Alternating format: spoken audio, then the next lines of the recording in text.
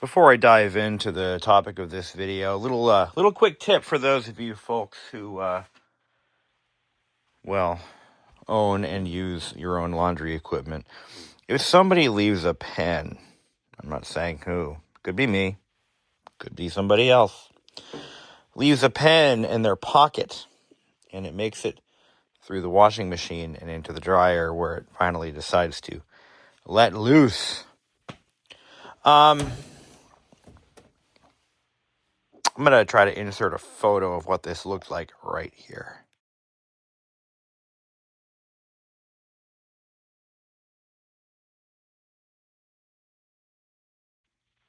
Okay.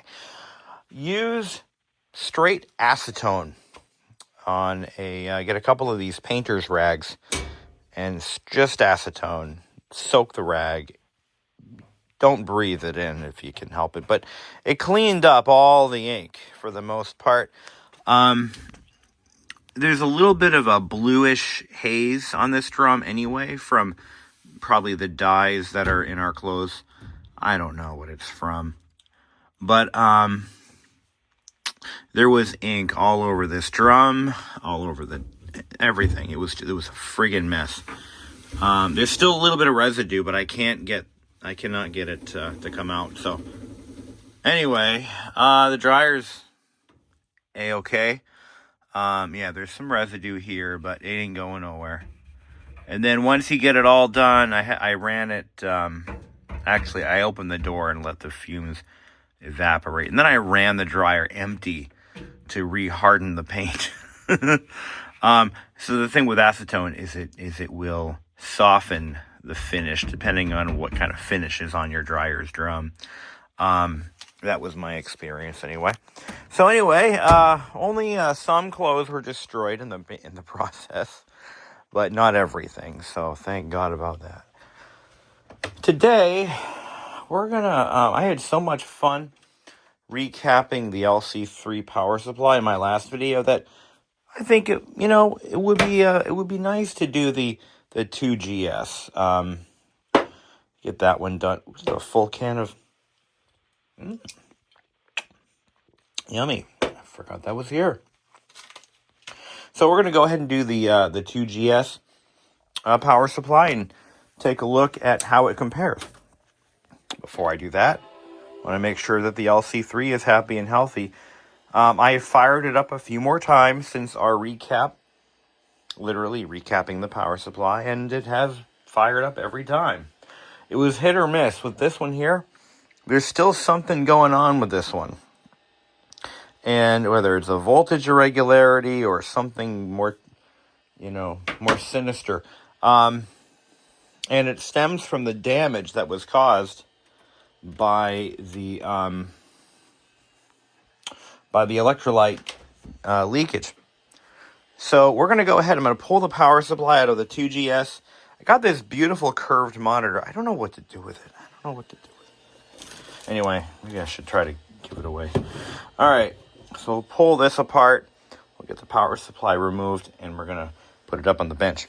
Now, first glance, you're going to notice the power supply is about 4 times the size, if not bigger, than the 2GS.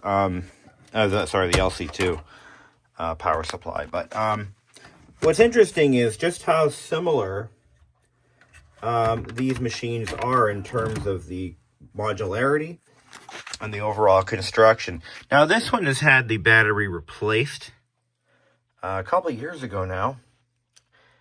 I think there's a date on that battery. 2015, I think. September 2015. So almost 10 years ago. I haven't had it that long. Maybe I have. Anyway, we've got the motherboard cap kit and we have the power supply cap kit. Now, what I expect out of this is that the capacitors will not be in as bad condition. But take a look. Here's an LC2 and there's a 2GS side by side. I mean, much bigger. All right, so let's tear this thing apart. Now, before we dive into this video, I really want to, in addition to my dryer fiasco, I want to talk a little bit about the storm in Florida. And I just want to say, to anyone who is affected by the. I mean, this is quite a hurricane season, and you know, first it was South Carolina, Georgia, Tennessee, western or eastern Tennessee, and now basically the entire Florida peninsula. Again, my thoughts and prayers. I know thoughts and prayers don't amount to a hill of shit, but I don't know what else to say. I mean, this is bad. I have family down there too, and you know, they've evacuated as far as they could, and yeah, this is real, guys. I don't know what's going to happen. The storm is pummeling Florida as I speak, and it's just I've seen some of the footage. I mean, and not to diminish what happened with you know, South Carolina, you know, Tennessee, etc. I mean, this is, yeah, not fun at all. And I hope you guys are safe. I hope you're in a safe place. I hope you've evacuated. You know, a lot of folks chose not to evacuate, and you know, they have every right not to, but I don't know. I don't know. You know, I was once in a position where I had to evacuate our home. This was when I was a kid. There was a rather large storm system coming our way. I live in southern New Hampshire. We don't get a lot of drastic storms. It's usually pretty tame here. It's kind of one of the reasons why I have not made any effort to relocate when I have had that opportunity, because we have really pretty decent weather here. So this power supply case is latched together. I'm gonna have to rebend. Oh, there we go. But yeah, so it was I want to say it was in the spring, early to mid spring of 1990. Would have been 97, possibly 98. Lived in a mobile home at the time, and I would have been, I would have been about 98. Was I 14? Yeah, I was about 14 years old, maybe. And there was a storm coming our way. I forget what kind of a storm it was. It wasn't, I don't think it was a hurricane, but it was nasty. And there were some localized tornadoes, but they evacuated our entire neighborhood, our mobile home park. Everyone had to go. I mean, you didn't have to. Like the fire department just kind of went around knocking on doors and saying, "Get the hell out of here if you can." And a lot of my neighbors who were stubborn fools, they chose not to evacuate, and they're lucky that it wasn't as bad as it could have been, because you know, again, that tornado did some damage, and it wasn't too far from us, if I recall. And the old nothing's happier than a tornado in a trailer park. Well, all I can say is don't be a stubborn fool if you can help it. I mean, I guess it's too late now, because by the time this video gets uploaded, it won't matter. The damage will be done, and we'll be counting bodies and all the aftermath and calculating damage, and insurance companies will be losing their ever-loving shit. So, yeah, is what it is. Rush, rinse, repeat. I just hope you guys are safe, that's all.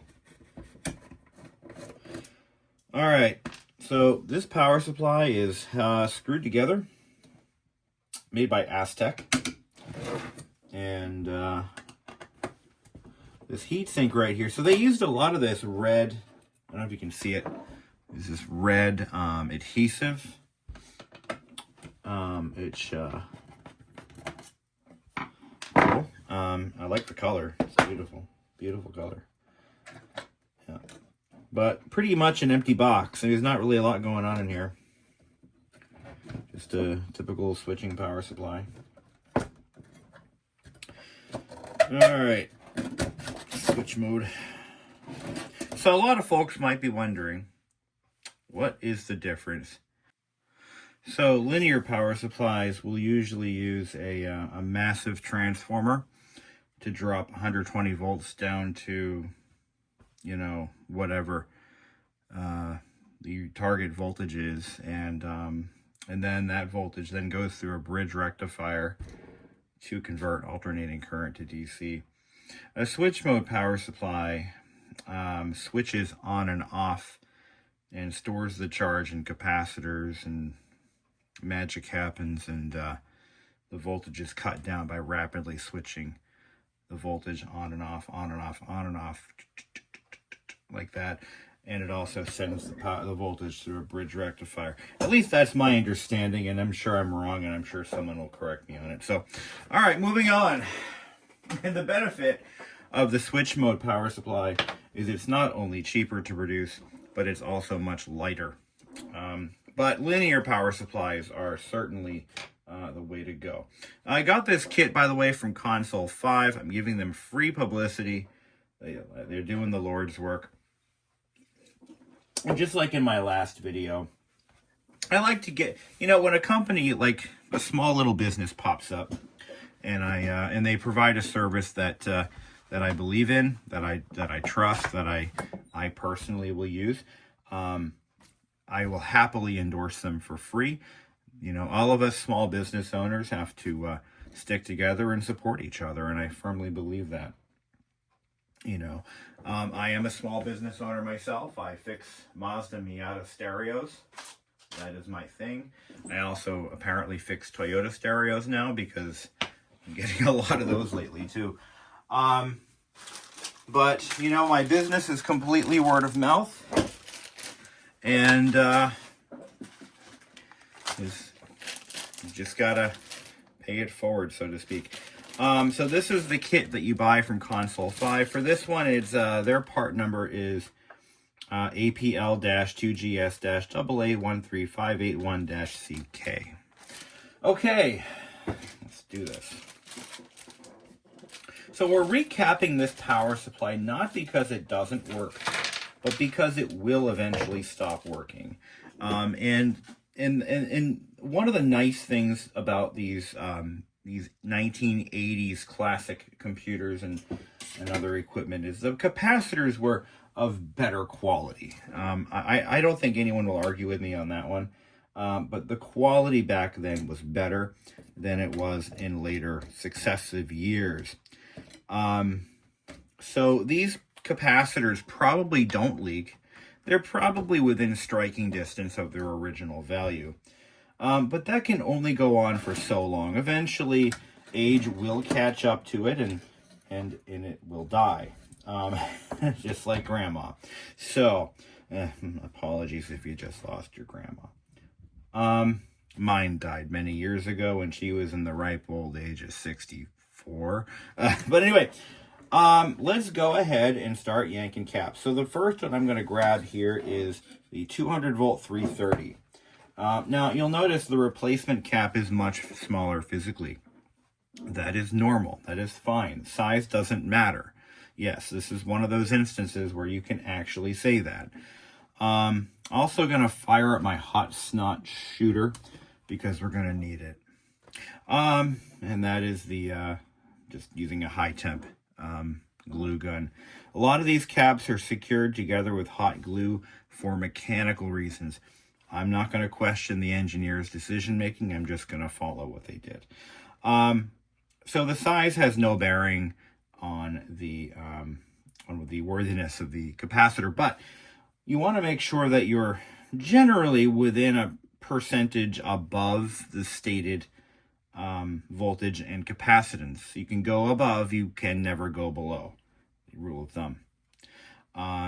And I don't know what that formula is. I typically try to buy, you know, within 10%, 20% maybe.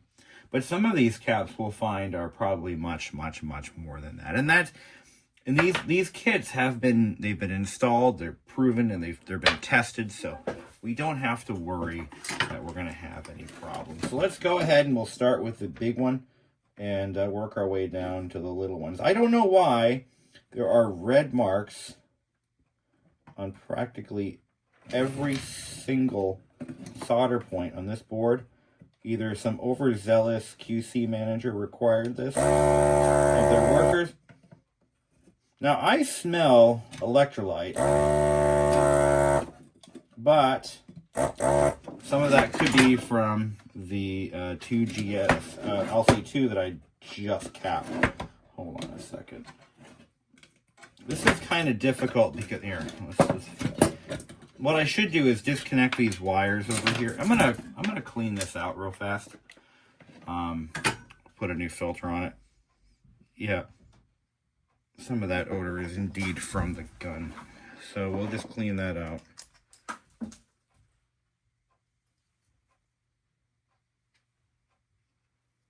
Yeah. So this is what the filters look like after a while. It's not pretty. I'm going to clean this cannon or this little container out. And I always keep an inventory or a stock of these. These are little ceramic filters. So I use a desoldering gun, a handheld desoldering gun.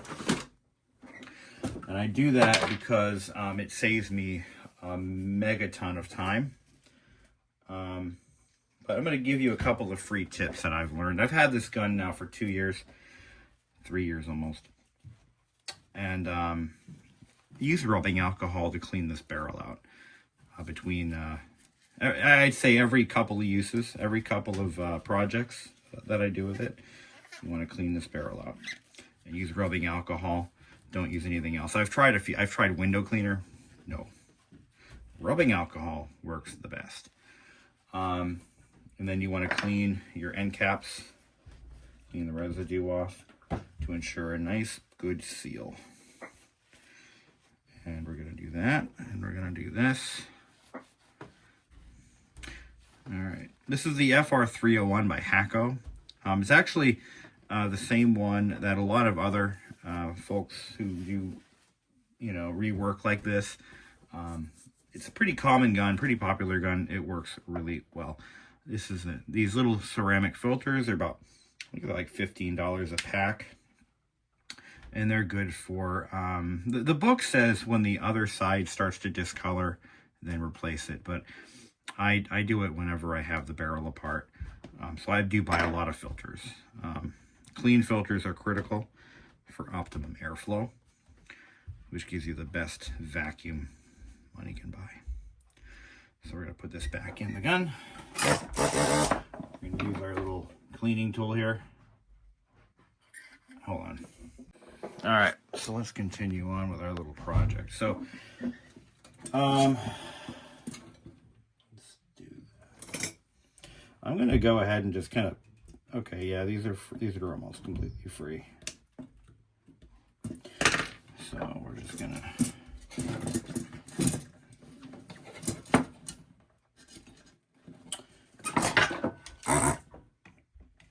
so again, I use the FR301. It has so far been a something of a lifesaver for me. You absolutely don't need one of these things, but as I talked about in the other video, they do make life a lot easier, especially if you're doing a quantity of power supplies. Yeah, I don't think this was leaking at all. I think the smell that I was detecting was actually from a previous job that had residue in there. So this is called a snap-in capacitor. You'll notice there are no leads. They're just these little bent hooks, and they're designed to clip in or snap in to the holes, and then you solder them in. Now, I didn't really go over my soldering techniques in the other video, so I'm going to try to explain it here. I like to take my soldering iron tip, a clean tip. Use your ball of ball of copper, ball of brass, and clean it off. You take the soldering iron tip and you place it against the lead, or in this case, the prong of the capacitor, and it has to touch the pad, and then you feed it solder from your other free hand, and once you get a ball of solder on there, let me see if I can get this zoomed in. Yeah. Okay. Once you get a ball of solder on there and it starts to spread out, add a little more solder until it looks like it can't take any more. And then hold it there for a second or two and let it go. And that gives you a perfect solder joint. Now, in the case of a lead, like this cap right here, it has leads on it. I'm going to show you a technique for that one. So we need a 10-20. And let's see what we got, what's close to that. Probably going to be a substitute for something else, but that's okay. 10-20. What do I get? 16,470. 16,1000. 16,220. Probably the 16,220 is what he's using for a sub. And that's fine. So we're going to desolder the 10-220. Now these are going to be easier to work with because they are these aren't the snap-in type caps. Let's see if I can zoom out again here. Got myself an iPhone 16 Pro for the better camera, and so far I'm liking it a lot. There really was no functional improvement between the iPhone 13 that I had, which I've had for 3 years, and the iPhone 16. Really not much of any of a functional difference or improvement, but it does have a nicer camera, so you know, there's that. This one here, no leakage detected. Everything looks pretty dry. Again, these are 1980s caps, so they're better quality. So we're taking a 10-220. We're going to put a 16-220 in its place. The board is clearly marked. Positive is marked on each cap location. Spread the legs and fly. Use the side. I'm not even going to bother testing the old ones because, you know what? Does it matter? No. They're probably going to test fine. We are replacing this as a prophylactic measure against future failure, which will happen. Now, the next one, I'm going to do the 16-2200, and look at the size difference. Once again, let's pull this out, and I'm going to show you guys just the massive size difference between these caps. And it just, again, drives home the point that, well, as it comes to capacitors, size doesn't matter. It really has no bearing. I've actually tried to figure out what, if anything, the cap size, what it affects. And I can't seem to get a clear answer on that, honestly. I thought at first that it was longevity, like bigger caps might last longer. Well, that hasn't really... Ooh. Now this one has a slight, almost like an ammonia odor to it. Like a chemical smell. And some little bit of residue in the bottom. So this one was probably, yeah, in the beginning stages of starting to let loose. No corrosion, but there's definitely almost smells like ammonia. Not like fish, which is, you know, but anyway, take a look. So these are both the same value. Okay, just completely different sizes, and that is not a problem. Yeah, there is some residue there. I'm gonna clean that up. A little alcohol. Let's see what we get on the kind of blackish. Yeah, that could be some electrolyte that has started to seep out from age. Totally within the realm of possible. Now, what's unique about this machine, other than that Riffa cap that I just noticed, I didn't realize these had those. I better do something about that. Oh, hey, check it out. He's got me covered. We have a Riffa cap. I didn't realize the 2GSs had Riffa caps, and we'll talk about Riffa caps in a moment. But yeah, they're bad news. Especially when they get old, they tend to go violently when they go, and it's never a good time. Never a good time. I have personally never had a Riffa cap fail on me. It's never happened. I do have a pretty sizable collection. I've never had one go. I've only heard about it in legends. I've also never had a laptop with vinegar syndrome, so you know there's that. 10470. What do we got? What do we got for him, Bob? Let's see. I got, oh, here it is. We've got a 16 volt. It looks like he's doing 16 volt caps in the kit to replace the 10s. I guess that's okay. I mean, again, he sells a lot of these kits, and he knows what he's doing, so I'm inclined to be fine with that. Capiche? Capiche. All right. So let's go ahead. We got one more here. We got one. Wait, let's get this little guy over here. What do we got here? I just wish somebody would put together a kit for the 2GS's color monitor, because I know I need to do that one. I don't do a lot of my monitors. It's because there's so many caps and so many different stages in the unit. So it's a 16220. And we got 16470, 470, 16270. That's got to be it. Yep, that's got to be it. I actually have 16220s in my inventory, but I'm going to use what was sent to me, just because it seems like the right thing to do. 16270. See, and that's the thing, is when you're building cap kits, I don't know why he spec'd such a big cap when the 16220s are readily available. I don't know what his reasoning was, but as long as it works, it's not a problem, and it will work. So I want to do a close-up of a, let's do this one right here. I wanted to show you guys some tricks here.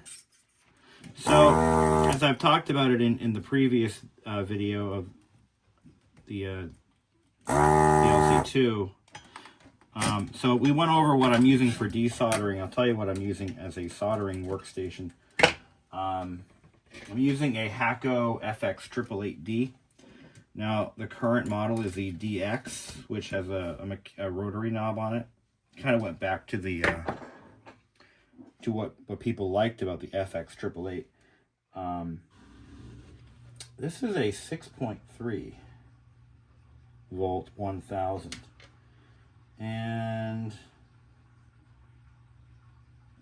I've got another 16470. It's a 470. So it looks like he's got me using a 16-1000. Or, sorry, a 10-1000. So we're going from a 6.3 volt to a 10 volt.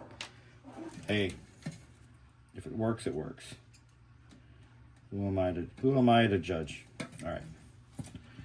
Here we go.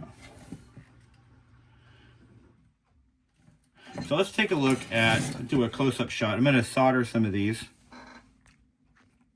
Let's kind of zoom in here. And for those of you new solderers, novice solderers, well, I have about 2 decades of soldering experience, and I've made every mistake in the book.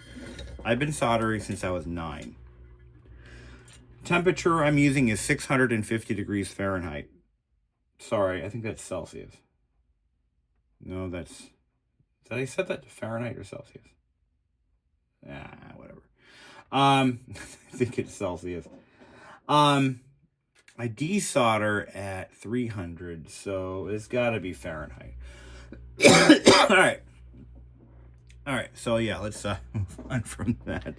I'm soldering at 650 Fahrenheit. I'm using leaded solder. This is rosin core leaded solder. So 650 degrees. I find that is the temperature that it's hot enough to get the temperature up quickly on what I'm trying to solder. I tend to solder, I do like an entire forest of solder joints. When you have the board covered in leads, it looks like a little forest. So I'll do an entire forest worth of solder pretty fast. So I want the temperature on my iron to be fast enough, but not too hot. All right, I don't want it too hot, because if it's too hot, you're going to burn the flux completely off, and you're not going to have a very good solder joint. So part of learning how to solder is knowing what temperature to use, and what works for me may not work for you. We're going to start over here. Let's see if you're in frame. Yeah, you are. So I'm going to, again, put the soldering iron tip against both the new component and the solder pad. Give it a second, not even. But I'm going to just go ahead and put the solder right up to it. And you see how it immediately takes to the solder? And then I'm going to drag the tip up the lead like that. Okay, let's do a couple more. Against both components to be soldered, both metal elements, and then put the solder. I put the solder against the iron tip. And what's going to happen is, once the solder begins to melt, it transfers the heat. It acts as a heat conductor, all right? And it heats up the joint much faster than if you didn't have the solder there at all. And not only that, but the rosin core solder, which has flux built in. You don't need to add flux with this stuff. I never do. Some might do it. I don't. Because there's flux in the solder, what happens is the flux immediately begins to melt, and it covers the whole joint. And that flux, its job is to keep oxygen away from the metal, so that it doesn't. So two things happen. It cleans the metal, and it's slightly acidic, so it cleans the metal and primes it for receiving new solder. But it also protects the joint from oxidization during the soldering process. Flux is very important. So I use the solder that has it built right in. They do make flux-free solder. I don't use that. This is just what I do. And again, if you know how, if you're a better solderer than I am, good on you. I've been doing this since I was 9. I'm now 40 years old, and I've never had a problem. Well, okay, let me rephrase that. In my earlier days, I didn't quite understand the mechanics of soldering, so I made every mistake you could ever possibly make, including buying the wrong equipment. I was a mess. But it took years of practice, and when your tip gets dirty, clean it. Don't be shy. Clean the soldering iron tip. Doesn't cost anything to do so. And there you go.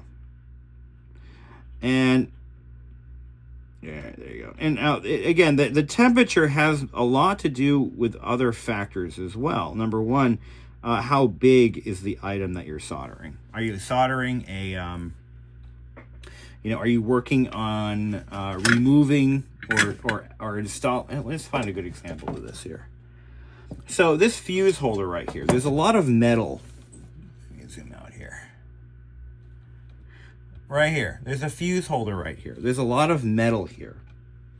This heat sink, again, a lot of metal. So if you find that the solder just isn't melting, or it's, now there's a good point to make. If when you're soldering, I'm gonna lower the temperature of my iron. I'm gonna bring it down to 600 degrees. Let's see how it does. So I have presets here. So I'm bringing it down to 600 degrees. That's actually, 600 degrees is hot enough for what we're doing. And it may not give me a very good example, but so this iron has 8 presets, I think. and it's very difficult to change it. Actually, it really isn't that bad. But if it's not hot enough, let's do one at 600 degrees, and we'll see how that affects the outcome here. So give it a moment. I'm going to clean it, just kind of dissipate some of that extra heat. Here we go. So 600 degrees. Oh yeah, that's plenty hot enough. So maybe I should be lowering my temperature, but yeah, that's plenty hot enough. So if I were to do this at 500 degrees, what's going to happen is that heat that is so critical to melting the solder, heating up the flux and getting it to spread and all that, well, that heat is going to get sucked away. So the component that you're soldering acts as a heat sink, and it does its job. It draws the heat away from the new solder joint that you're trying to make. So the soldering iron is trying to catch up, and it can't. And the solder doesn't melt it doesn't flow very nicely. So the solder has to be able to get to the point where it's hot enough to flow. And this is the other thing that a lot of folks who don't solder or are just learning. It is critical that you not just melt the solder, okay? But the item that you're soldering onto, the component, the pads, everything, well, that all has to be up to temperature as well. You're not just depositing solder onto something. You have to get the heat to soak into whatever it is that you're soldering, and it has to be hot enough so that the heat that's soaked in doesn't draw too much away from the work. So you have to have the iron set at a temperature high enough to replenish that heat in real time. Does that make sense? Okay.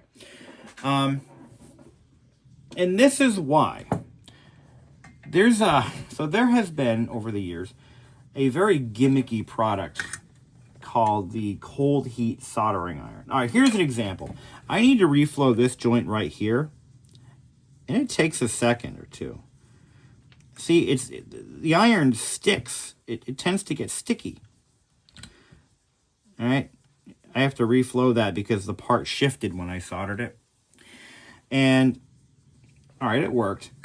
But I have always found that 650 degrees is pretty much, like, I've tried 600, and for everything that I do here, 650 is like the gold standard around here. Because not only does it replenish the heat quickly, but it also ensures that, that's interesting. The iron went straight to 650. Usually it takes a second for it to reach temperature, but no, it's right up there. So again, to reiterate, too hot is bad and too cold is bad. You got to find that Goldilocks temperature. And that's pretty much all I got there. So I had to, some of these parts, they shifted, so I have to, because I'm anal retentive, I have to make sure that they're in all the way and they're flush with the board. All right, so I got this next one here. Now what I like to do when I'm desoldering a component like a capacitor, I'll try to get the end of the lead into the center hole of my desoldering iron. But I like to move the part around with my finger. Yeah. And what that's going to do for me is it's going to give me a visual on whether or not the part is free or not.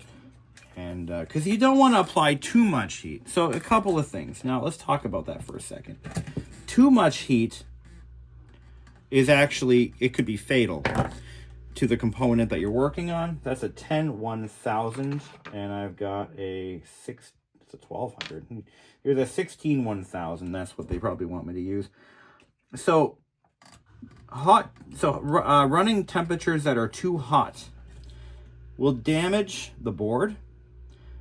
It can increase pad lift, meaning the pads or the land peel away or delaminate from the fiberglass board. These boards are made of fiberglass, by the way. So it can cause delamination. You can burn the pads off.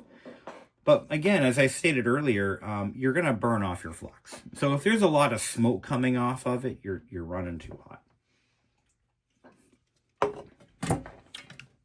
For most beginning solderers, I suggest just use a pencil iron with a fixed temperature, like a 40-watt iron. Those generally run pretty hot. Maybe a little too hot, but it's a good way to practice and to get started. And they're very inexpensive, and they last a long time. This is another 16-1000. I've got a 10-1000 here. Oh, you know what? I made a mistake. There was a 10-1000 over here, and I put a 16 in its place. So I'm gonna have to reverse course on that. That's okay. At least I keep track of this. There's so few caps on this board that it's not a big deal.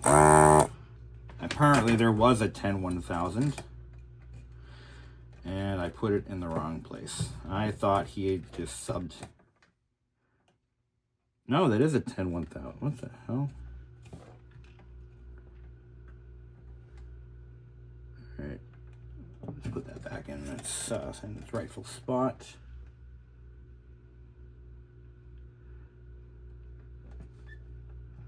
Yeah, let's put that one back in there. I'm going to go ahead and just solder what I got going on here.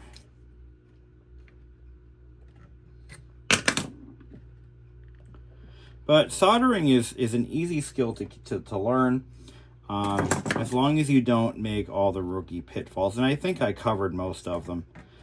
Using the wrong solder. So because of, you know, safety concerns with lead and whatnot, there's been a push in the industry away from leaded solder, and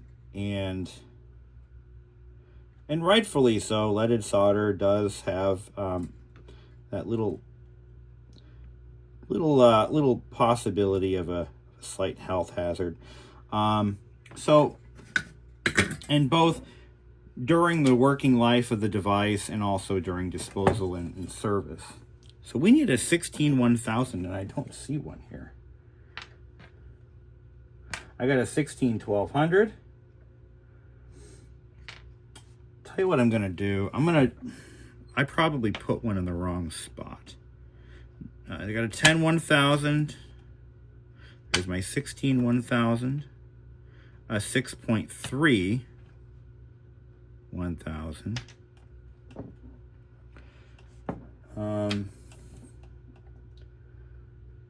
I think I might have the wrong cap. So here's what I'm gonna do. Because I have a full stock of caps, and I just happen to have bought way too many 16-1000s, I'm just gonna go ahead and throw one in for my own inventory, because I want to move this along rather than play the what did I do wrong game.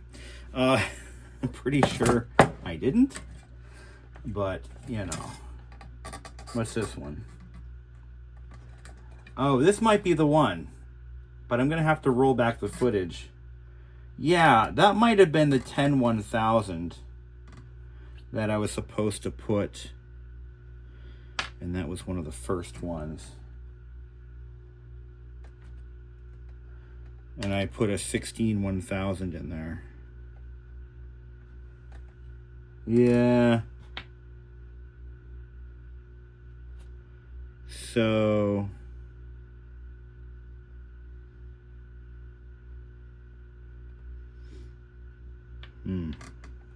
what's this? So there's my 16-1000. We're gonna put it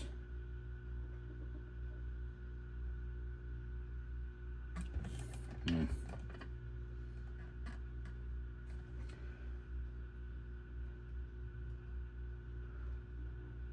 right, I'm gonna have to roll the footage back and see what I did wrong. But a 16-1000 goes there. All right, hold on. All right, when in doubt, check the cap list. So on Console5's wiki page, they actually do tell you what goes where. So I do have an extra 16-1000 because I just pulled one from my inventory. So we're going to put that away. We're not using that. Actually, I ended up putting in the Nichicon that I supplied into my machine because whatever. Anyway, it doesn't matter, does it now? Actually, it does, because these Nichicons won't fit.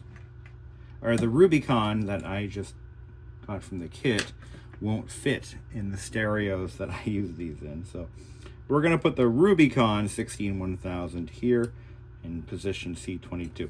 All right, moving along. This kit apparently is also for the, or one version of this kit is for the 2E as well. Possibly the Platinum 2E. The Platinum 2E was developed around the same time as the 2GS, so that makes sense. All right, we're gonna grab this big one over here.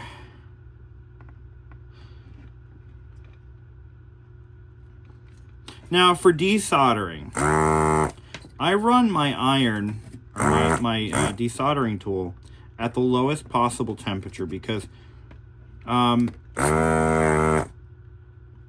want to save the element. This gun is quite expensive compared to the iron that I'm using, and I don't want to run the risk of burning it out. So I run it as cold as I can, and this hot glue is not behaving. Now, this is where it helps to have some extra tools. So we've got a quick 861 DW hot air station, and we're going to use that to soften the glue so that we don't tear the board apart. So I'm going to use this heat gun right here. We're going to kind of soften that glue as much as we can. There we go. So that we don't create a cold solder joint or a cracked solder joint in our endeavors. See? Yeah, easy that was. 16-1000. None of these so far are egregiously leaking. That was a 16-1000? Oh hell. That's a big one. Well, why do they use two different? I don't know. I don't know why they do that. Where does the 16-1200 go? That's what I'd like. It must be right over here. No, that's a 16-470. So why do I have a 16-1200? It's not on the cap list. No, it's not even on the cap list. Ah, yeah, there is a variant. So at C15. Okay. So in C15, some of the power supplies have a 16-1500. And that's the one I just yanked. But I have a 16-1000 that I'm going to use for my own stock, just because it's closer in value. It doesn't really matter. What the hell? I'm going to use what the kit came with because, well, I paid for it, so I'm going to use it. All right. Just pop that guy in there. It looks so out of place. It's so small. All right. Now we've got one more left, and that is this guy right here. Yeah, we'll do this one right here.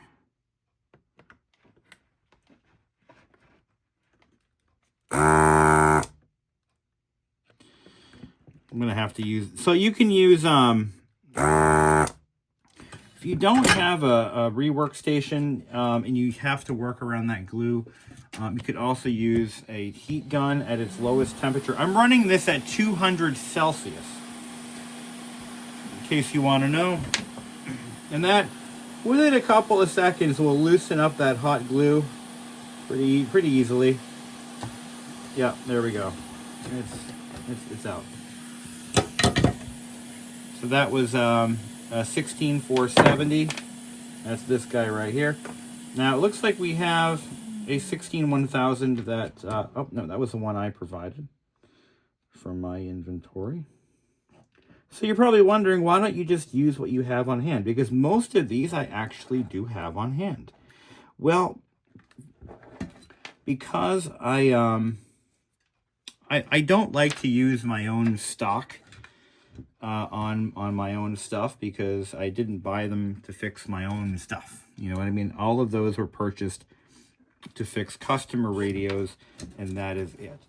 And it's nice and convenient to just go ahead when somebody puts together a beautiful kit like that. Just go ahead and buy their kit.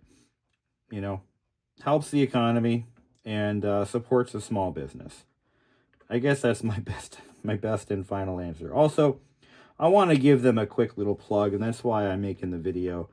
For those of you who are, again, either just getting into the hobby, or you're unearthing your vintage machines and they either don't work, and you've realized through, you know, talking to folks on forums as to what the problem is. And you're going to find that a lot of the forum posters are going to repeat the same thing. And you know what? And they're right. It's always freaking capacitors. Always capacitors with these machines. And that is not misinformation or fake news. It's real. These capacitors, whether they're actually used or not, by the way, they slowly deplete. They lose capacitance over time. Actually, that is not entirely true. Sometimes, as the metallized polymer, metallized, it's not a polymer, it's a paper, but sometimes the metal decreases in content. It goes away, it dissolves, and the capacitance can actually go up, not down. The ESR, the equivalent series resistance, can go up, but you're going to find that on in some cases, and I have actually checked a few myself, and I've seen this happen, where let's say the stated capacitance is 1,000 microfarad, they can go as high as 1,500 to 1,700 microfarad. And you know, if you don't know that you know, it can go up as they degrade, you might not realize that they're bad. So it's best to just start fresh with new caps and not have those problems. I've also found instances where, you know, you'll take something apart, everything looks visually fine, but it hasn't been used in 20 years. You go to plug it in, you turn it on, and it might work a little bit. But then all of a sudden, you might smell something fishy. Or you might hear like a sizzling sound. And you're going to find that those capacitors that have been just sitting idle for decades, well, they don't like being woken up. No, they don't. Supposedly, there's a way you can reform them. But that isn't always true either. So none of these caps were leaking. These were actually in pretty good physical condition. And we're just going to toss them like yesterday's garbage. Before I apply all that hot snot, because, hey, Apple did it, or Aztec did it, so I'm going to put it back. You need to change out this Riffa cap. Now, the Riffa cap is a safety feature. And its job is to blow up. No. Its job is to... I really don't actually know. And I'm sorry, I'm not an engineer. I don't really know. But if you... Let's take a look at how it's... where it is in the circuit here. These are, by the way, they're bidirectional. They're not... Yeah, see, this is one that could easily let loose. So what happens is the epoxy can crack and allow air into this Riffa cap, and the result is a spectacular explosion with black soot. They're nasty when they go. It's loud and there is smoke. And this one, I'm telling you now, I should probably buy a lottery ticket, because this one is cracked to all hell, and that is a good precursor to failure. But what it actually does, I believe it's for filtering, or it's for safety purposes. It'll run without it. You can take them out, actually, and it should run fine, so I'm told. But it looks like it connects with this leg of the transformer, this initial, I don't know if this is a isolation, I don't know what this transformer is. But it connects to that, and it's going across this capacitor. If someone could explain exactly from an engineer's perspective what its purpose in life is, I'd love to hear it. I could just read it. But yeah, this is the replacement. Yeah.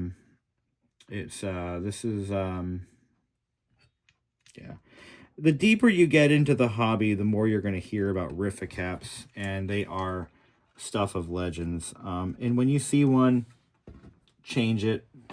Don't ask why, just change it. Because they are, after 30 odd years, the failure rate starts to go up every year. And like I said, this one's in pretty rough shape. So in the trash it goes. I had one instance where my Apple II Plus had 2 of them. And that's double trouble right there. But just replace them. Don't overthink it. They're not expensive. They're like $2. Just change it. Okay. So there you go. That is a full recap of a 2GS. Now what I like to do is I like to take a toothbrush. This is Amelia's toothbrush. And I like to just brush the board.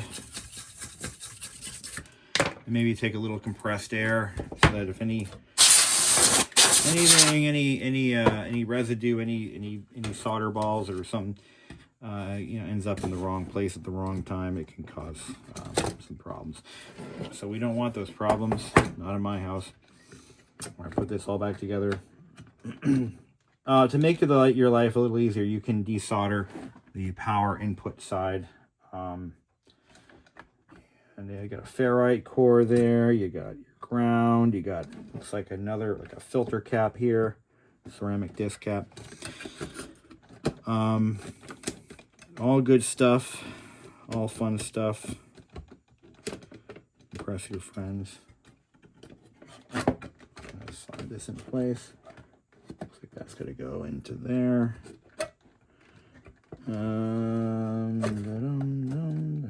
Yeah, that's supposed to slide in like that.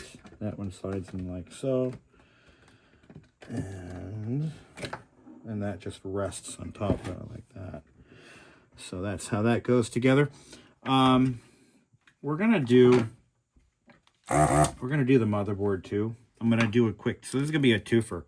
We're gonna do the logic board, and we're gonna do the power supply. The logic board has a few caps on it. You don't need that stuff anymore. And I'll put that there. Remember I said we're gonna do what the factory did. We're gonna hot snot things that were hot snotted. Just because God put it there for a reason, and I'm not gonna upset the balance of the universe by changing course. Just lock that down. So this thing's nice and hot. We're gonna need another stick. Just glue that on the end like that. Did you ever know that trick? If you need a longer stick and you know you're gonna need it, just put a little dab of hot glue on the end of it and just shove it in the back. All right, there we go. There we go. Feed it in there. So we're gonna make sure that these are all supported by viewers like you. Come on. Sometimes the trick doesn't work.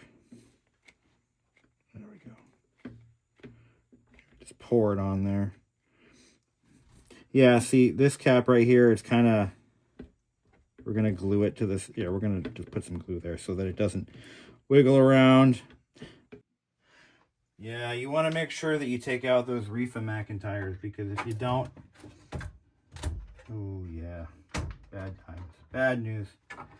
That's what's going to happen. Bad news. All right, everything's still hooked up.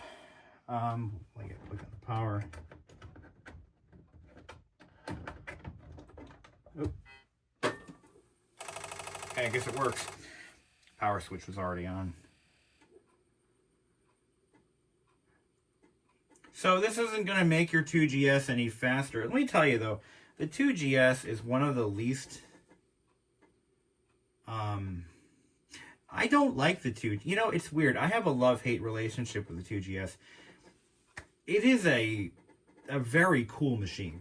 Don't get me wrong. The 2GS is one of my favorite Apple IIs. In fact, I actually know the entire chain of ownership of this machine. This was once owned by my employer. Brand new. It was purchased in 1987, I believe. And we had 30 of these stolen in 1987 during the summer. They were doing some construction in the building. And somebody broke into the room these were stored in their boxes, original boxes. And they stole all of them. So they had to place another order. And this is probably from that second order. But it was given to a staff member when it was basically rendered obsolete. And she held on to it until she retired. And then thankfully, she knew me and was on very good terms with me. And she's like, hey, I got this old computer. Do you want it? And I said, without hesitation, yes, I do.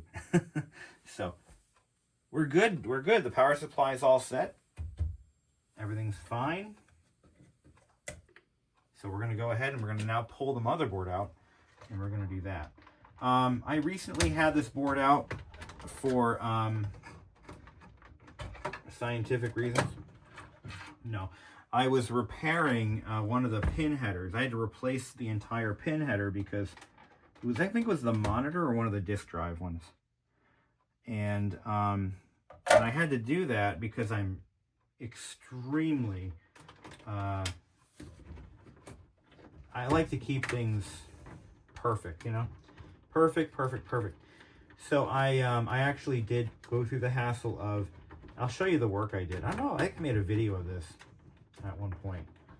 And it was a successful repair, and it was also quite scary because I had to rivet it back together. I'll show you. It's pretty cool. But it went off without a hitch.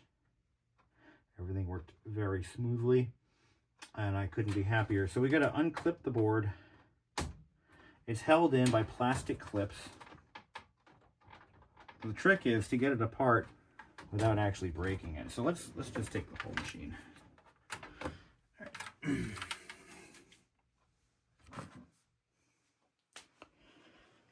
Okay, let's just take the whole thing and do this right. So the board is held in by clips, and you have to remove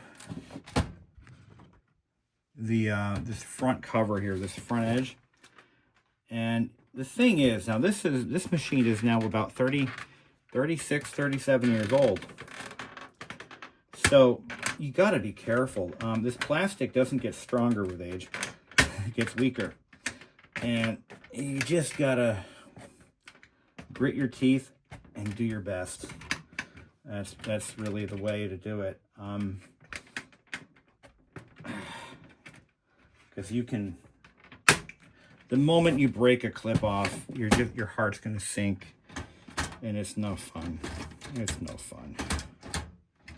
Like, all the excitement of all the work you're about to embark on, it just goes away. And you're left with the realization that you may have just fucked yourself.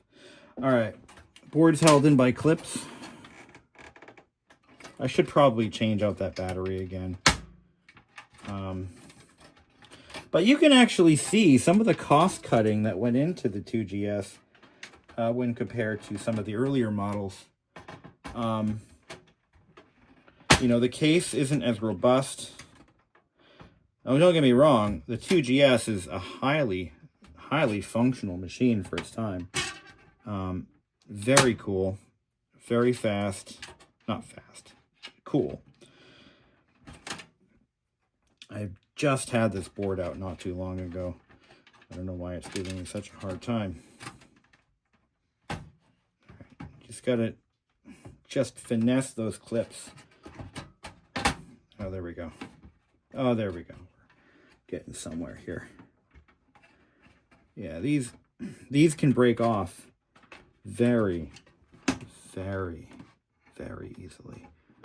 And it's like the worst thing ever, because trying to find another system pan, just not going to happen for you. Okay, here we go. We're in. All right, let's put this aside. Again, there are no functional issues with this machine whatsoever. But there's nothing wrong with a little preventative. I like to mark all the old ones. Oh, there's quite a few here. So I don't think I need to make a video of all of these, because, I mean, I think you guys get the idea. I should test that battery just to make sure it's still good, and maybe replace it with a better battery holder, one that's removable. Yeah, that is a new battery. Again, that's from 2015. I think I installed it in 16. Let's take a look at our motherboard cap kit, also from Console5. And we'll just, yeah, you got a whole bunch of these. A whole bunch of these. So, got our work cut out for us. Let's get started. We're going to start with these little guys. Now, are they all the same? 16, 22, 1, 2, 3, 4. Ooh, we have a leaker. 5, 6, 7. We're going to take them all out at once. I think we got a leaker, guys. Yeah. So maybe this wasn't a waste of time. Yeah, so positive is clearly marked. I thought I saw some electrolyte there. I really, really did. Yeah, I think I did.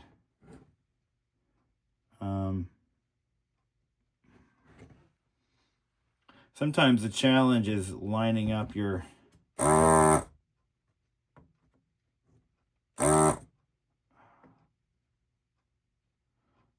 No. Oh. I'm in the wrong city. I'm in the wrong city here. What the fuck?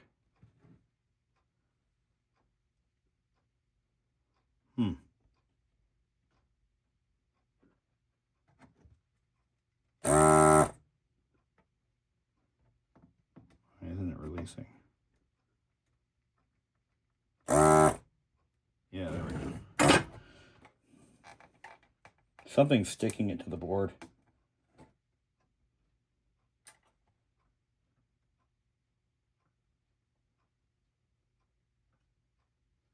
It looks like it took the pad with it. But the pad's still there. It wasn't releasing.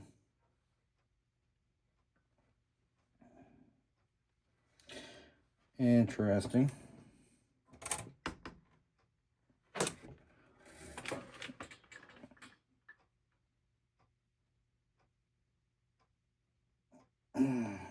Yeah, that's strange. It didn't quite take the pad with it, but also wasn't behaving either. So there's another opportunity if you're still watching. You want to make sure that you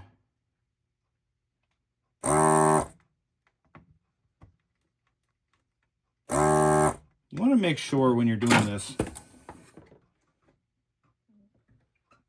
that, so negative, okay, good. Negative. Yeah, these aren't leaking. If you rip a pad off, it's not the end of the world. It really isn't. It just gives you more opportunity for more learning. I did not rip pads off, though. I thought I did. I'm like, wait a minute. That's giving me too much resistance, and it's not going anywhere. So my initial reaction was, okay. What do we have here? No, not leaking. Not leaking at all. Let's go ahead and put these back in. What did I do? 4, 5, 1, 2, 3, 4, 5. Yeah. We'll put these back in. Just kind of get ahead of ourselves.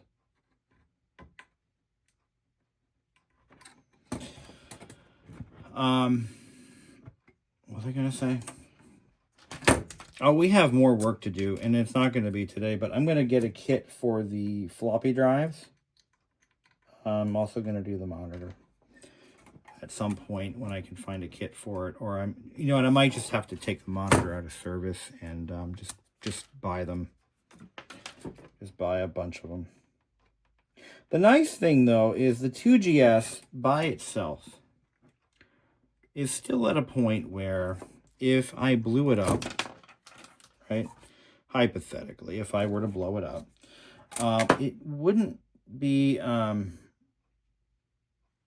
what, 25s? These are 16s? What the hell?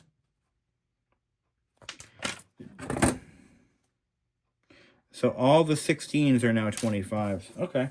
That's just what it is. Yeah, he subbed. Because I got a whole rash of 1622s right here, but he did 25s, which is fine. I just casual observation. But yeah, if we were to blow the board up, finding a board for one of these is not that hard.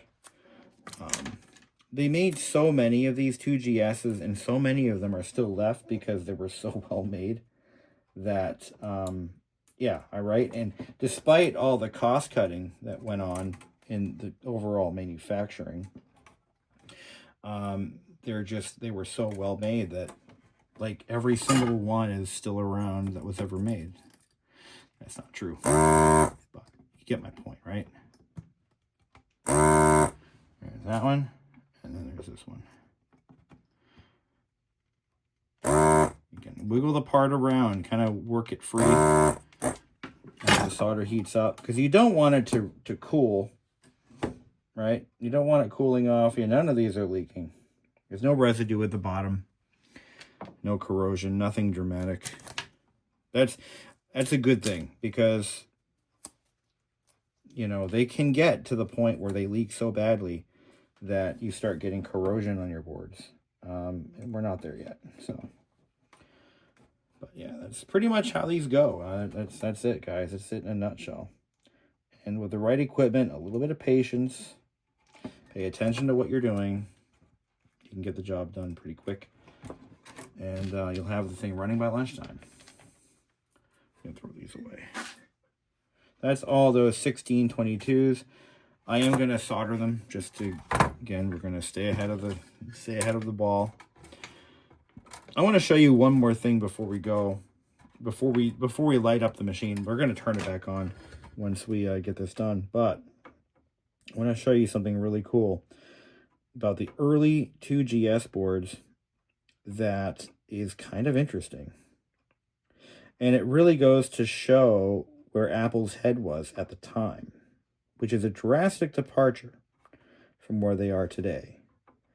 So if you know what if you know, you know, right? I say that a lot now because everybody else does. But some of you folks already know what I'm going to point out, because you think like me. You've been around these machines for long enough. And you know. You think like me. Not true. Nobody hopefully thinks like I do. I'm just babbling on until I can kind of show you this really cool thing, because it's pretty cool. All right. You guys ready? All right. Give me a second. So back in the before times,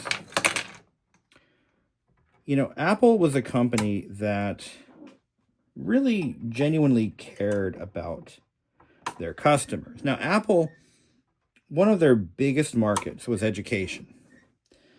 And the second biggest market was consumer technology, but education is what really built Apple into what it is today. It was all of those orders from schools and colleges, institutions, that kept Apple afloat, that kept Apple relevant, kept them from going bankrupt, at least the first couple of times. And secondly, the computer market was building up. It was, you're talking mid 1980s when this machine came out, and late 70s when the 2 Plus, the 2E, when those came out, and all of those, and the early Macs, they came out in 1984 with the 128. The Apple II market, actually, this does extend to the Macintoshes, but the way the market was back then, computers were a very expensive and difficult sell for some of the older folks, the curmudgeons. And you had to make, school board members had to be convinced, why are we spending all this money? What's the future in this? And again, for consumers, it was, well, as soon as I buy this, something better is going to come along and it's going to be obsolete. What can you do to guarantee or to ensure that I'm not wasting, my hard-earned money or the taxpayers' dollars? What can you do? Well, Apple had a solution for that. They had a program where you could take your older product, your Mac 128, your 512, your Apple IIe, your 2, actually, no, this was only for the 2E. I don't think the 2 Plus could take this, but bottom line, you could bring in your older Apple, your 2E, you bring it into an authorized Apple dealer, and they're going to sell you a couple of things. They're going to sell you this exact motherboard. They're going to sell you some disk drives. They're going to sell you replacement bottom pan for your 2E. You could bring in your older Apple product and a couple of days later walk out with the same machine, but with the guts of its successor. All that to say that. So here are some things you want to look for. So this is a 6070173 revision A board. And it has a couple of pin headers that are not used on the 2GS, but they're used on the 2E. Here's your keyboard header, your numeric keypad header. So if you bought, for example, the Platinum 2E, this board would slide right into your Platinum 2E and give you a 2GS and a 2E package. This pin header is for your speaker, and this other one, J25, I'm not really sure, actually. Is that the one that's used by the 2GS? No.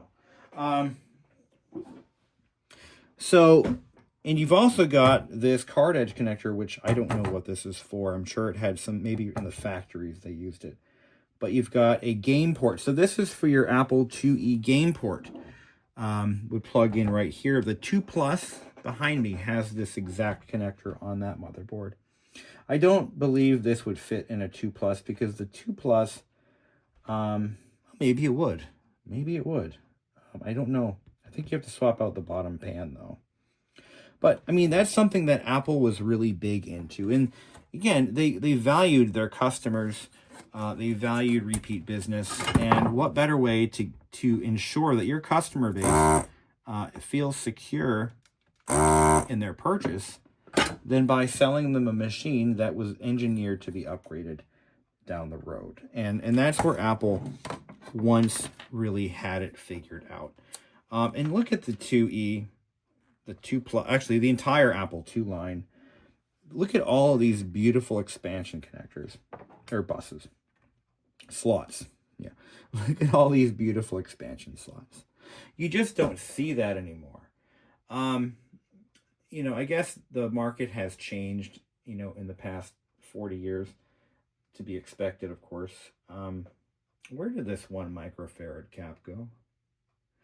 I took it from somewheres. You guys watch me do it, right? Memory expansion. It was at the end or corner somewhere. Do you think it'll run without it? What if I forget to put it in? What's going to happen to me? So what I do is I take the board, I flip it upside down, and I look at it through, oh, there it is. So this is a neat trick that I learned, taught myself this actually. So where is Thumpkin? Can you see? Where's Waldo? Well, you can't really see it on the camera, but I can see that there are 2 holes right there. Now, generally on a board, unused holes for components that are not used on that board for whatever reason, they'll be solder masked. They'll be soldered over. Okay.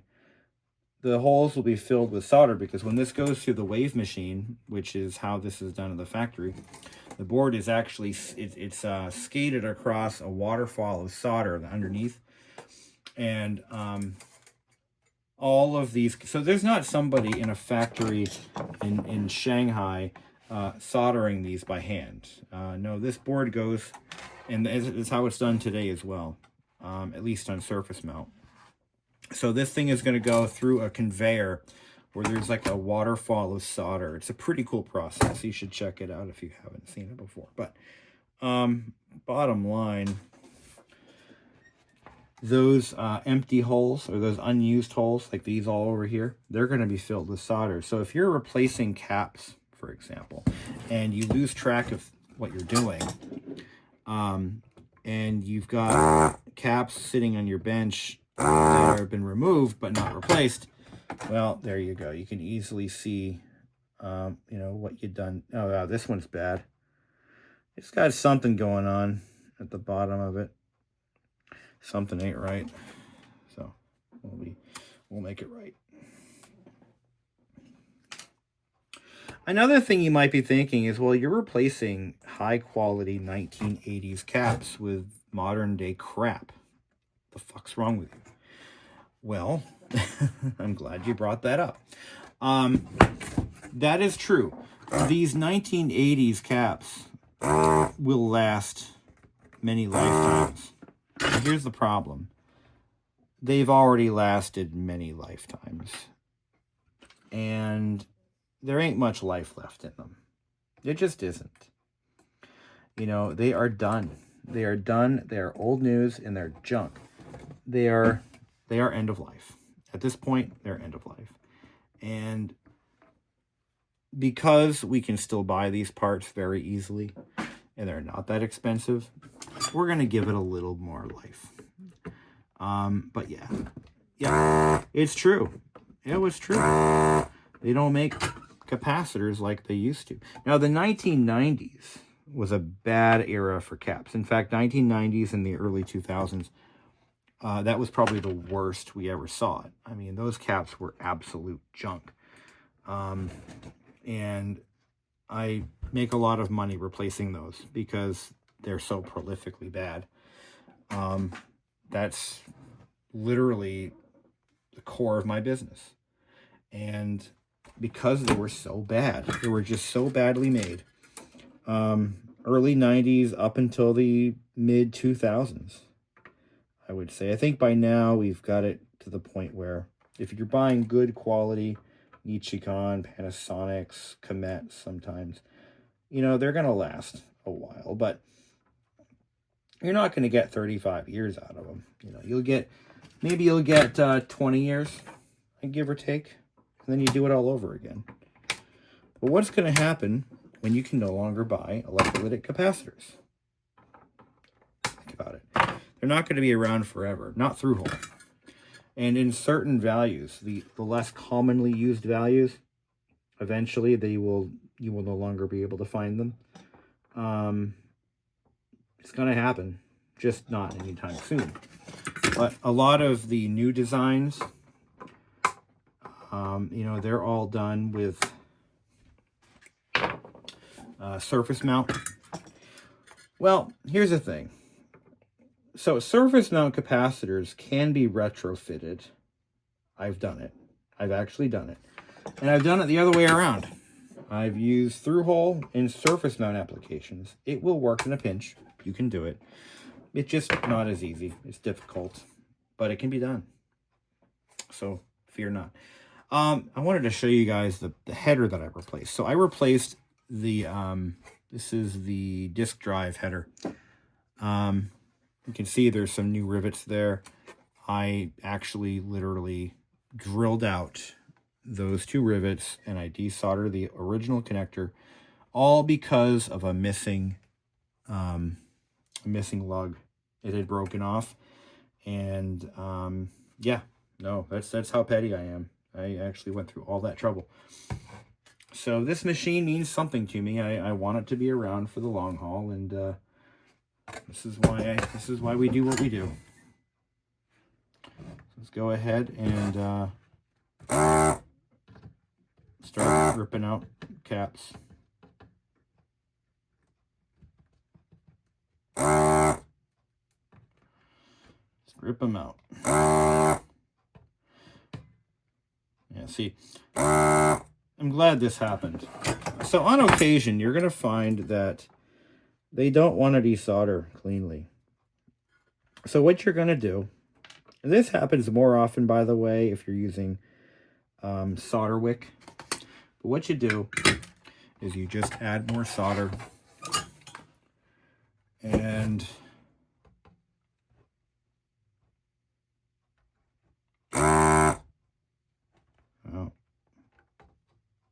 oops. Yep. And that's going to do is that's going to conduct the heat a little bit better. And go ahead and okay. So what it does is by adding more solder to the joint, it improves the heat conductivity through the solder joint to the other side.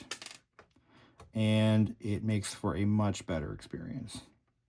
But only necessary in cases where you're not getting enough heat transfer to melt the solder to get the part out cleanly.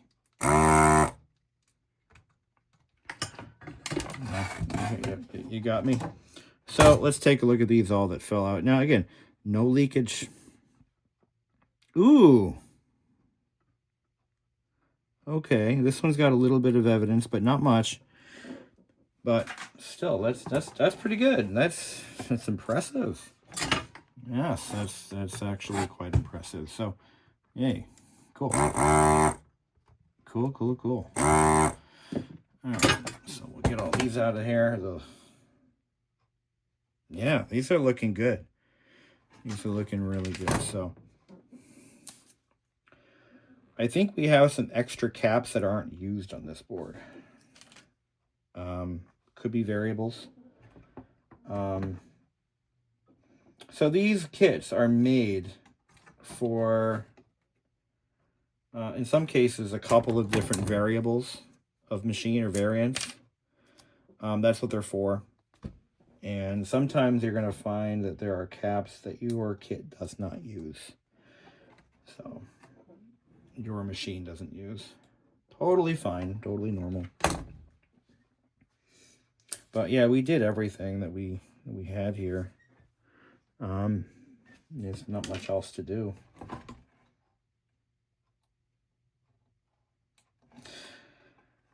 Okay. Let's get her done. So that's going to be it. I mean, I'm going to buy a kit for the floppy drives. I have 4 floppy drives on this machine because, of course, I do. I'm going to get a kit for each one so that we can ensure that they will be around for the foreseeable future. And so, yeah, getting back to the Apple upgrade kits that they once sold, I've owned one. It was an Apple or Mac 512 that had been upgraded to a Mac Plus. And because I wanted a 512, I ended up selling that machine. I was very, not distraught, but I was a little, not upset. I wasn't upset. I bought it from a friend of mine for like an insanely cheap price. I think he regrets selling it to me, honestly. But, you know, ultimately, I was in the market for a 512. I bought his. It was a freaking plus. Somebody upgraded it. I had all the documentation too of where it was done, how much they paid, what parts were used. But I actually I'll tell you what really happened and why I really sold it, actually. And it was not a fun time. I had a very, very serious health scare that turned out to be nothing. And I started, as a result of that, I started liquidating my my collection, because I'm like, shit, I'm gonna die. And I literally thought that was it. I was going to spend the rest of my life in hospitals. It was a bad time. And I started liquidating my collection, and that was one of the machines that was in that collection. And that was the second time. The first time I liquidated, I needed the money. The second time, I literally thought I was on death's doorstep, and that was not a fun time. No, sir. So yeah, I started cleaning house, and that was one of the things that had to go. But along with a plotter, I had an Apple plotter. Those are fucking rare, and I had one. I actually tried to find a good buyer for it, and I was not able to find anybody who wanted it. But anyway, so that's it, guys. And we have a few extra caps. I got a few 16s, 16, 20, 25, 22, sorry. I've got this 16470. I don't know why. And I got an extra 51, but no spot for those. Again, those are probably for a different variation of the board. In fact, if I look at it closely, I'm probably going to find a couple of C locations that are just not that are not populated, or even silk screened on. So that's that. And there is no other place for those to go. All right, let's put her back together. This is the second scariest part of the job. You got to put it back together without breaking anything.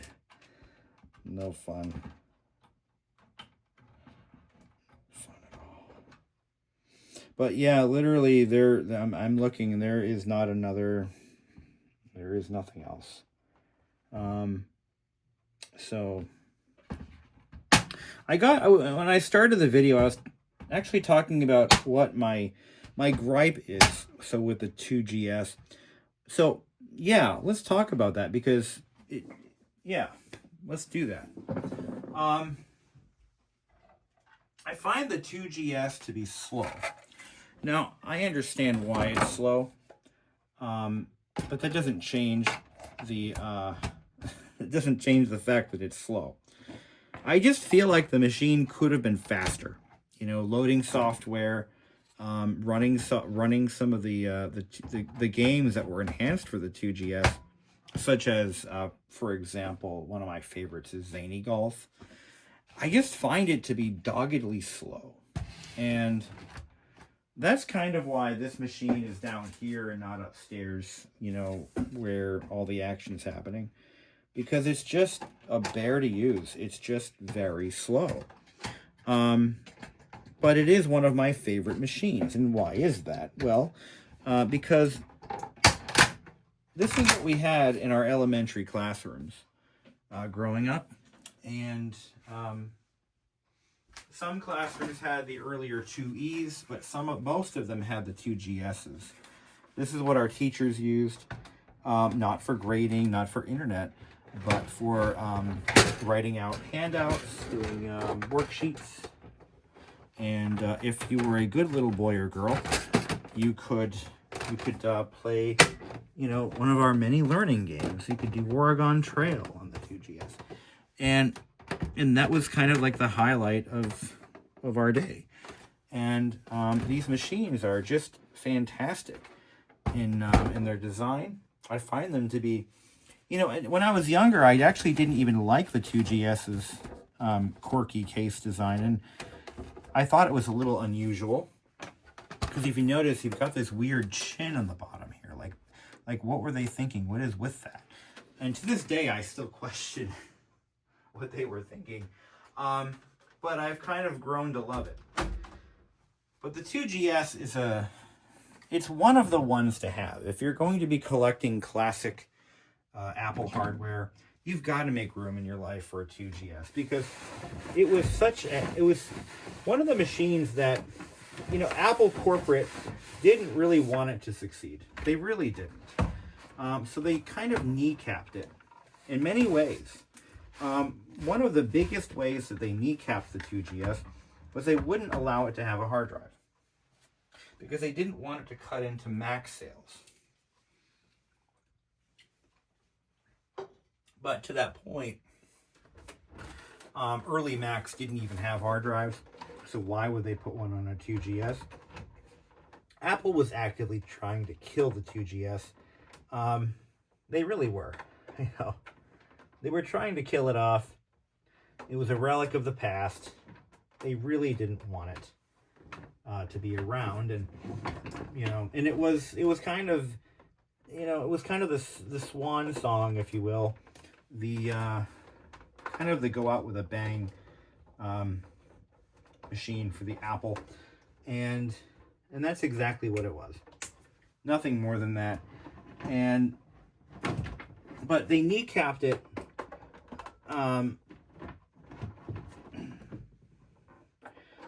And just in other ways as well. So yeah, it was, you know, it was a cool machine for what it was. It could have been better though. You kind of wonder if, like, in an alternate universe, if the Apple was allowed, the Apple II was allowed to continue on and exist alongside the Mac. You know, what would it be today? You know, but you look at, you know, obviously the computer market has really lost its diversity. So buying a computer in the 1980s, you know, it was an adventure. It truly was. It was truly an adventure because you had, well, let's talk about 1988. So in 1988, you had what was left of the Commodore line. Oops. So you had the leftover Commodores, the 128s, and maybe some 64s were still around. So you could buy a Commodore, right? Well, you could also buy an Amiga. I believe the Amigas were around in 88. So these are all two completely different platforms from the same manufacturer. You could buy a Tandy. Now the Tandys were not completely 100% compatible with IBM. They were close, but not 100%. And the Tandys, you know, they were unique in their own way. The Tandy 1000 was really a clone of the IBM PC Junior. It's pretty well known. At least the HX was, and the EX. So you've got the Tandys. You could still buy up until the I think 1990 or so. You could still buy a TRS-80 or a TRS-80 or a color computer from Radio Shack or a Tandy. So again, two platforms, same manufacturer. Of course, you had the IBM PCs. Now Windows didn't quite take off yet. So you had Macintosh, you had the Apple IIs, again, two different platforms, same manufacturer. I'm sure there's others I'm not thinking of. CPM was gone by then, but again, you had all of these competing platforms, all crying to get your money, all like, you know, just buy me, buy me, buy me. So you had choices, and some of them were pretty damn cool. You know, if you were in the Apple camp, you could buy, in 1988, you could get a 2C, the compact, portable-ish version of the Apple II. You had the 2E, you had the 2GS. I mean, you just had so many choices. Now today, it's either Apple, it's either, you know, Mac or Windows. I'm not including iOS in this because, although I probably should, because the iOS devices, the iPhones, the iPads, they kind of are their own separate platform in a way. But there just isn't much platform diversity in this day and age. For better or for worse. Here we go.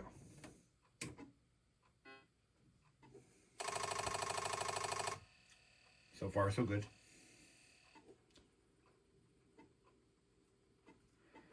So, fully recapped power supply, fully recapped logic board.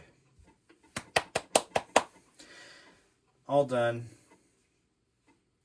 And there will be more to come. I will be doing the monitor soon. Maybe not. Maybe